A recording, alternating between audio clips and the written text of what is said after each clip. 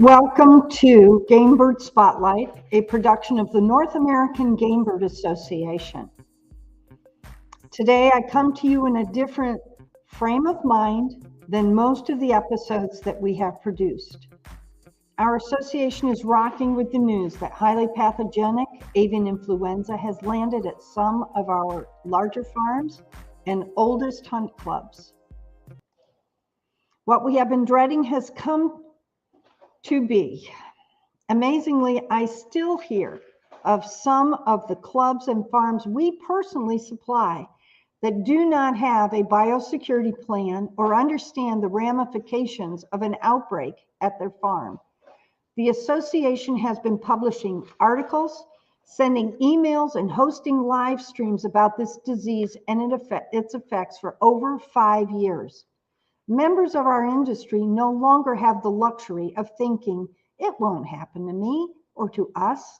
Avian influenza has come to our backyard.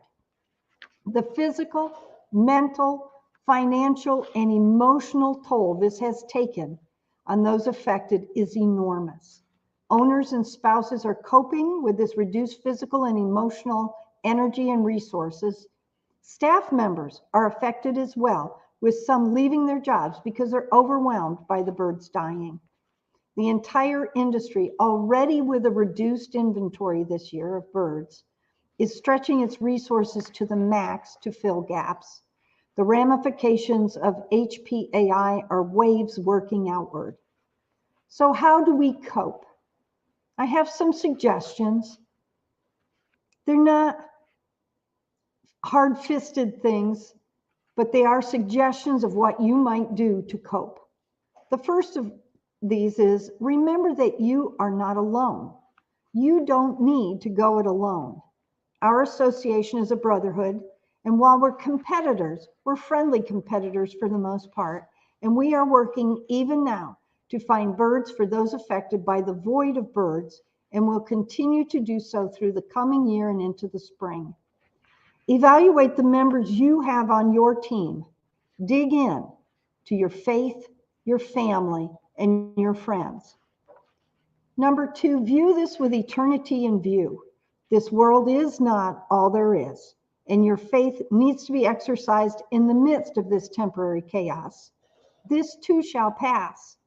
Maybe like a kidney stone, but this will pass. 3, be thankful. Thankfulness for what you have will change your attitude toward what you don't have or what is not good. In everything, give thanks. Not necessarily for everything, give thanks, but even in the worst of times, there's always something to be thankful for. Next, take care of yourself. Food, water, sleep. The temptation may be to sit and brood, but getting up and moving will help reduce stress.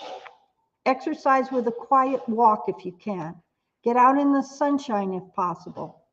Upbeat music and a motivational song or saying can positively change a depressed mental attitude. Next, focus on what you can do.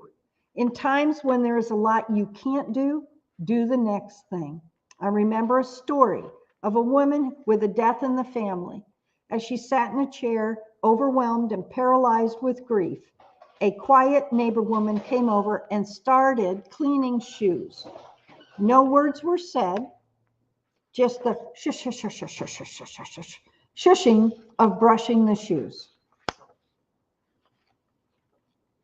Eventually, in the midst of that activity, the woman was motivated to do the first steps, getting up and packing clothes and getting them ready for the funeral and moving ahead one task at a time. 6, seek help.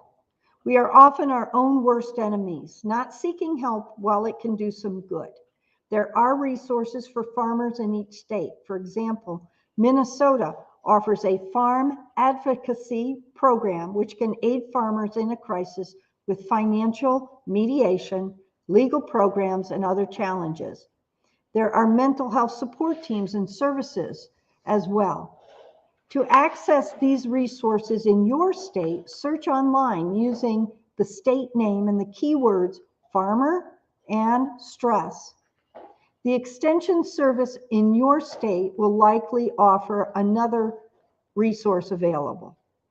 If all else fails, visit Minnesota's webpage at, let me find that for you, right here. Take a screenshot, or I will try to put this resource in the comments below after it's posted. They can point you to some good resources. Recently, the Minnesota Extension Office held a webinar on this subject with a lot of good information and resources. You can view it here. And again, I will post this resource and the link in the comments below. Number 7, grieve. Allow yourself to grieve. Losing livestock with a threat to your livelihood is akin to a death in the family. Allow yourself to grieve the loss of the dream of a perfect season or income, or the idyllic idea of life on your farm. Number 8, for long-term care, join a support group. In Ohio, we have a program called Grief Share. Call 800-395-5755 or search griefshare.org to find a group near you. So what's next?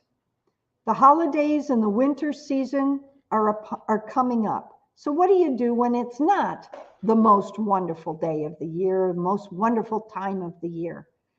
Minimize the stress of the holidays by toning down the festivities, the parties, the gifts, the celebrations. Don't be afraid to say no to any obligation that overwhelm your personal resources. You won't ask your car to run on no gas, so why run yourself on no emotional energy? Please know that the North American Game Bird Association leadership is available to you and your needs. While we don't do a great job bragging on ourselves and our work, know that we've been working on indemnity values to enable those affected to continue in business financially. We have been finding residual birds for those needing replacements for those depopulated. We have been in communication with those needing support and care.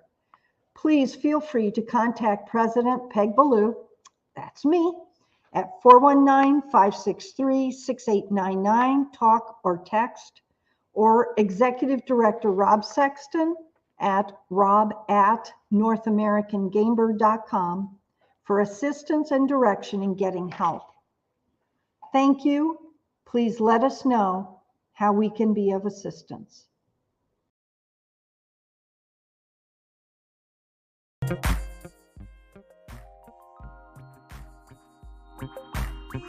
Thank you.